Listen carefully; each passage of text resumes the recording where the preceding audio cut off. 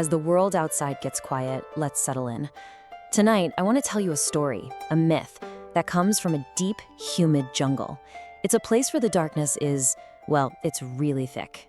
And somewhere in that darkness, there's a creature, a shapeshifter, just roaming in silence, waiting. So go ahead, get comfortable, let all the noise from the day just melt away. And just breathe deeply. And listen, just let yourself drift a little as we dive into the legend of La Tunda. It's one of the most unsettling stories from Afro-Colombian and Ecuadorian folklore. So picture this, the lush, wild jungles along the Pacific coast. For generations, the elders there have passed down this story. It's about a being, a creature that can change its shape. It hides among the trees, almost becoming part of the forest itself. And they say she's always looking for distracted travelers, for kids who wander off just a little too far, or really for anyone who's brave or foolish enough to walk alone in the deep, dark shade of that jungle. But what if you did see her? I mean, in her true form, what would you actually be looking at? Well, the stories all agree on one thing. Her real appearance is absolutely horrifying. They say she has this kind of deformed, misshapen body. Her skin is dark and rough, almost like the bark on a tree. And her hair, it's just a tangled, matted mess. But none of that is the real giveaway. No, her most unforgettable feature is this one single, chilling detail. One of her feet, it's not a foot, it's a wooden spoon, like a molinillo they use for making hot chocolate. And that is the one thing about her true self that she can never hide. But here's the thing, and this is really important. You would almost never see her like this, because La Tunda's greatest weapon isn't how scary she looks. No way. It's her power of deception.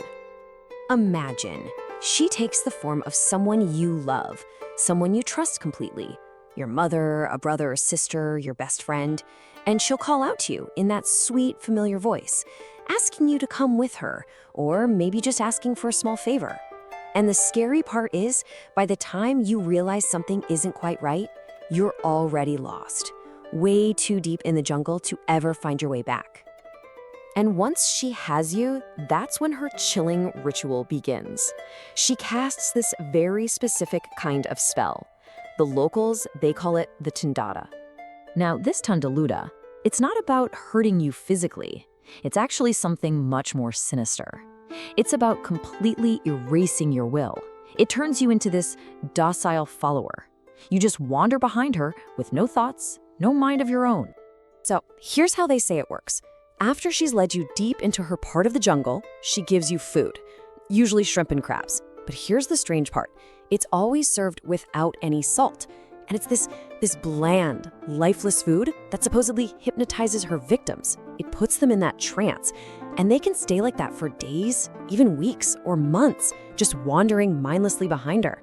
And this isn't just some old spooky story you tell around a campfire. For the people who actually live near these jungles, this legend feels very, very real. It's kept alive by all these strange things that happen, and by stories that people pass around the community.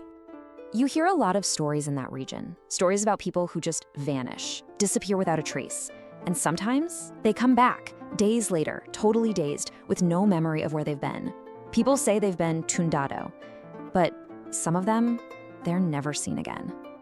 And this deception, it can show up in different ways. Fishermen will tell you about seeing strange lights on the riverbanks at night, or hearing the voice of a loved one calling to them from the shore, even when they know for a fact that person is miles and miles away. It seems like everyone there agrees on one thing. When you're out there and the jungle calls your name, you can't always be sure it's a human voice you're hearing. Okay, so with a creature this powerful and this tricky, is there anything you can do? Is there any way to protect yourself? Well, according to the folklore, yes. For all her power, La Tunda has weaknesses.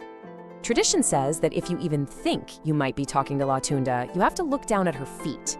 That wooden spoon foot, that's the one giveaway she can't disguise.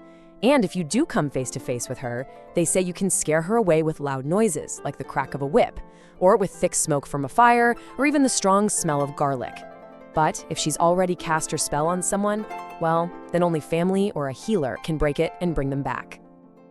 All right. As our story about Tunda comes to an end, just let the quiet of the night settle back in around you.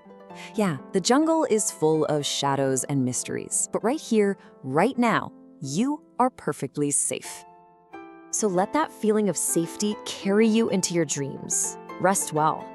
And maybe, just before you drift off, you can wonder, what other secrets does the jungle whisper in the quiet of the night?